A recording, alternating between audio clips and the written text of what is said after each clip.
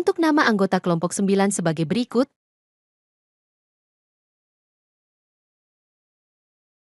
Di sini saya akan menjelaskan tentang pengertian metode klasifikasi CART.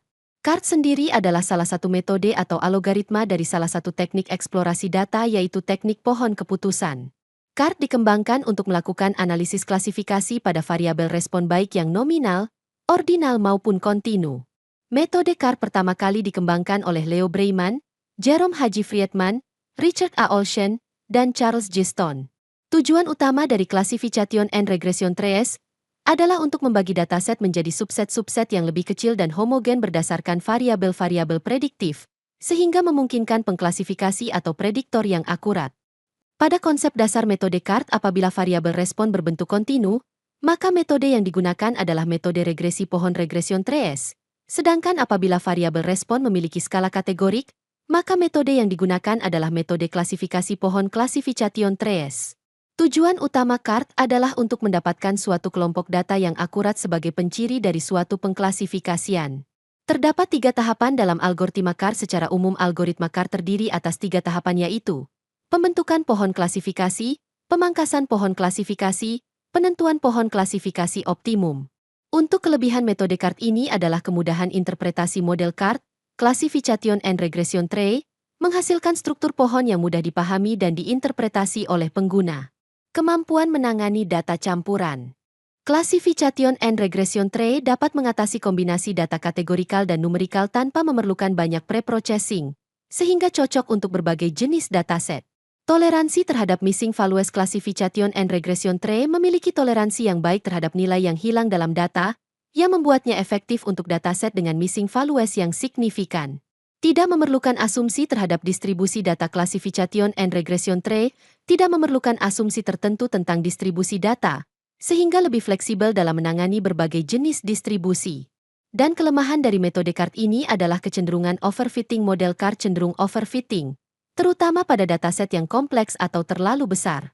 Hal ini dapat menyebabkan kinerja yang buruk pada data baru yang belum terlihat sebelumnya. Sensitivitas terhadap perubahan data. Pohon CART rentan terhadap perubahan kecil dalam data training, yang dapat menghasilkan struktur pohon yang berbeda secara signifikan. Tidak stabil terhadap perubahan variabel. Ketika ada perubahan dalam variabel atau data yang masuk, struktur pohon CART dapat berubah secara signifikan, menyebabkan ketidakstabilan dalam model. Tidak efektif untuk data yang bersifat linear.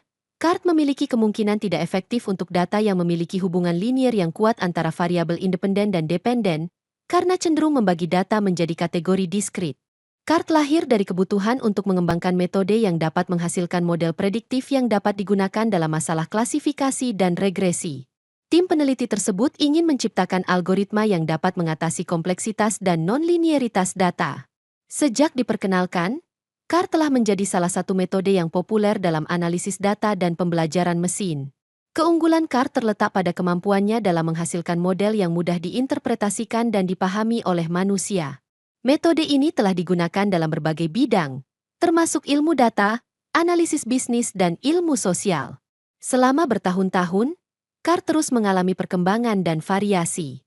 Metode seperti random forests, gradient boosting, dan extreme gradient boosting, XGBoost, merupakan pengembangan dari prinsip dasar CART dengan menggunakan teknik ensemble dan pengoptimalan yang lebih canggih. Langkah-langkah dalam membangun Classification and Regression Tree adalah mempersiapkan data. Langkah pertama dalam membangun Classification and Regression Tree adalah mempersiapkan data yang akan digunakan. Memilih variabel prediktor setelah data siap. Langkah selanjutnya adalah memilih variabel prediktor yang akan digunakan untuk membangun model CART. Membagi data menjadi subset. Pada langkah ini data akan dibagi menjadi subset yang lebih kecil berdasarkan nilai dari variabel prediktor yang dipilih. Menghitung ukuran keberagaman data. Setelah data dibagi menjadi subset, langkah selanjutnya adalah menghitung ukuran keberagaman data di setiap subset. Memilih variabel terbaik untuk split. Variabel terbaik untuk melakukan split dipilih berdasarkan ukuran keberagaman yang telah dihitung sebelumnya. Variabel yang memiliki ukuran keberagaman tertinggi akan dipilih sebagai variabel untuk melakukan split. Membangun pohon. Dalam langkah ini pohon keputusan secara iteratif dibangun dengan melakukan split pada setiap node pemisah. Proses ini berlanjut hingga mencapai kriteria berhenti yang telah ditentukan sebelumnya, seperti kedalaman maksimum pohon atau ukuran subset yang mencapai ambang batas tertentu. menguji dan mengevaluasi model. Setelah pohon keputusan selesai dibangun, langkah terakhir adalah menguji dan mengevaluasi model yang telah dibangun. Hal ini dilakukan dengan menggunakan data yang tidak digunakan dalam pembangunan model. Metrik evaluasi seperti akurasi, presisi dan recal dapat digunakan untuk mengevaluasi performa model CART. Contoh soal Classification and Regression Tree CART. Misalkan kita memiliki dataset yang berisi informasi tentang mobil-mobil bekas yang dijual, termasuk atribut-atribut seperti merek, tahun produksi, jumlah kilometer yang sudah ditempuh, dan harga jual. Kita ingin menggunakan algoritma CART untuk memprediksi apakah suatu mobil akan terjual dengan harga tinggi atau rendah berdasarkan atribut-atribut tersebut.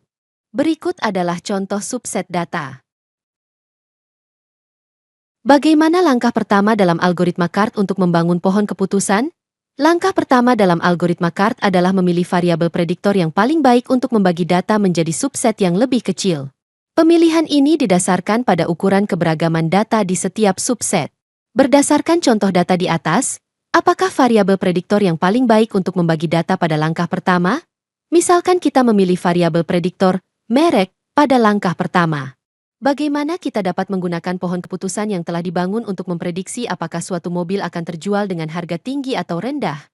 Setelah pohon keputusan dibangun, kita dapat menggunakan jalur yang diikuti oleh data baru pada pohon tersebut untuk memprediksi kelas atau nilai target. Misalnya, jika data baru memiliki merek Toyota dan tahun produksi 2015, maka berdasarkan pohon keputusan yang telah dibangun, kita dapat memprediksi bahwa mobil tersebut akan terjual dengan harga tinggi. Perhatikan bahwa contoh jawaban di atas hanya bersifat ilustratif dan berdasarkan asumsi sederhana. Dalam praktiknya, penggunaan algoritma CART akan melibatkan lebih banyak atribut dan lebih kompleks dalam memilih variabel prediktor, mengukur keberagaman data, dan membangun pohon keputusan.